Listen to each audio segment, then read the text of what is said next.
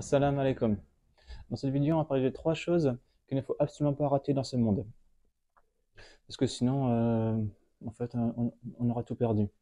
La première des choses, c'est la connaissance de notre Seigneur, la connaissance de Dieu. Parce que dans l'au-delà, eh bien, notre Seigneur se présentera devant tout le monde, mais personne ne le reconnaîtra. Et, et ensuite, eh bien, il fera apparaître devant tout le monde, c'est-à-dire les gens de notre époque, les gens des époques passées, tous les êtres humains qui ont vécu dans ce monde, eh bien, il fera apparaître ce qu'ils adoraient dans ce monde, leur Dieu en ce monde. Et donc, le Dieu de chacun, il va apparaître, et chaque communauté, elle va suivre le Dieu qu'elle adorait. Et donc, dans le passé, il y en a qui adoraient certaines choses, il y en a qui adoraient le feu, il y en a qui adoraient tel et tel être humain. Et, euh, et par exemple, ceux qui adoraient Jésus, eh bien, le diable de Jésus va se présenter, et tous ceux qui adoraient, ils vont le suivre. Et ceux qui adoraient une statue, ainsi de suite, chaque chose que les gens ils adoraient, eh bien, ils vont se présenter devant eux, ils vont la suivre vers le feu, vers l'enfer. Et seul à la fin, il restera ceux qui ont connu leur Seigneur, et leur Seigneur demandera qu'est-ce qu'il y a, pourquoi est-ce que vous êtes encore là? Et ces gens-là, ils disent, eh bien, il y a un signe entre nous et notre Seigneur. Quand notre Seigneur il montrera ce signe, on le reconnaîtra. Et donc, ça, ce sont les gens qui ont connu leur Seigneur dans ce monde. Donc, Allah nous garde parmi eux. Eh bien, qu'est-ce qui se passe? Ben, tous les autres gens, eh bien, en fait, peu importe qu'ils aient construit des orphelinats, qu'ils aient fait du bien, qu'ils aient fait beaucoup de bonnes choses dans ce monde, eh bien, en fait, du fait qu'ils n'ont pas connu Dieu, ils iront à la mauvaise destination.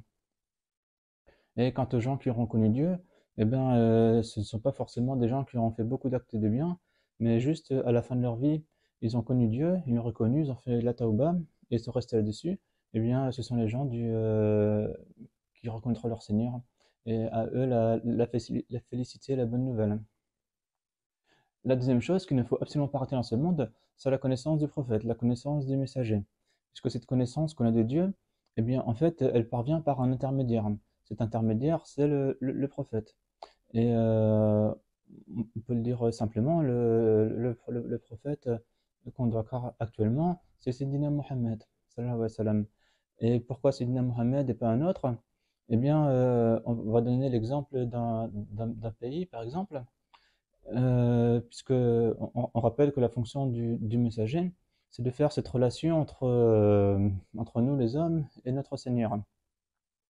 Et pour ce faire, eh bien, le messager, il va transmettre les messages du Seigneur.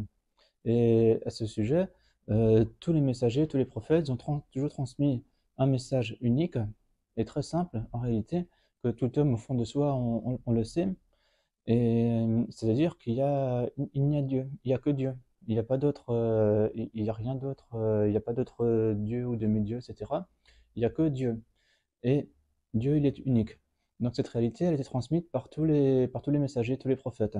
Donc que ce soit Adam, Sédina Abraham, Moïse, Jésus, Mohammed, et bien tous, sur eux tous la paix, et bien tous ont transmis ces messages de l'unicité divine et de l'importance de la prière et et d'accéder à la connaissance de Dieu, à la satisfaction divine.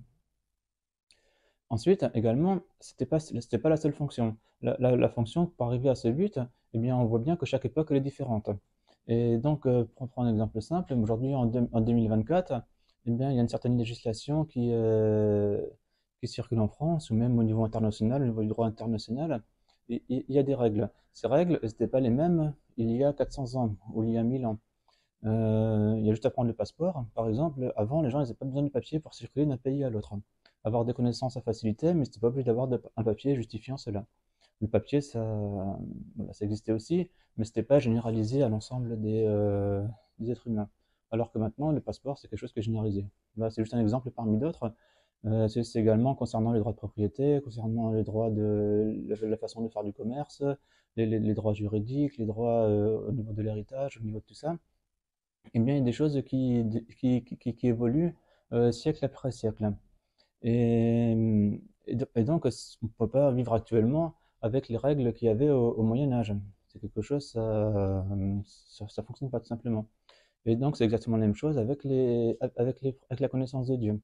Et le dernier messager, le dernier prophète, eh bien, c'est Sayyidina Mohammed.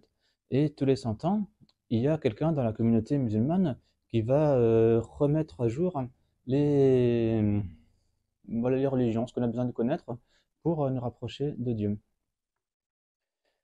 Et la dernière chose qu'il ne faut absolument pas rater dans ce monde, eh ben, c'est quand on reçoit toutes ces informations, en fait, qu'est-ce qu'on reçoit? On reçoit les informations de comment est-ce qu'on recherche l'agrément de Dieu. Et comment idéalement se rend le Karkari ce jour-là? C'est-à-dire que lorsque on lui demandera qui est Allah, qui est ton Seigneur, eh bien, il répondra la lumière, parce que Allahu nur samawati wal ard. Allah est la lumière des cieux et de la terre. Et quand on faisait le wird, quand on faisait la prière, quand on se prosternait, quand on regardait la lumière, Alhamdulillah, c'est cela notre Seigneur. Et, euh, et ensuite, quand on demandera quelle est ta religion, eh bien, la religion, c'est la lumière. Parce que quand on faisait les actes de l'islam et que les actes ils étaient agréés, eh bien, on voit la lumière qui grandit. Et au contraire, quand on est dans les péchés, là, eh bien, dans ce cas, on voit la lumière qui s'éloigne. Et donc, en fait, la religion, c'est ça qui nous amène à la lumière, et c'est ça qui nous améliore notre relation avec la lumière, la connaissance de la lumière, et c'est ça qui augmente la relation avec la lumière. Et quant au prophète, la salam, eh bien, c'est une lumière, puisque quand on le regardait dans sa forme la plus élevée, eh bien, c'est une lumière, alhamdulillah.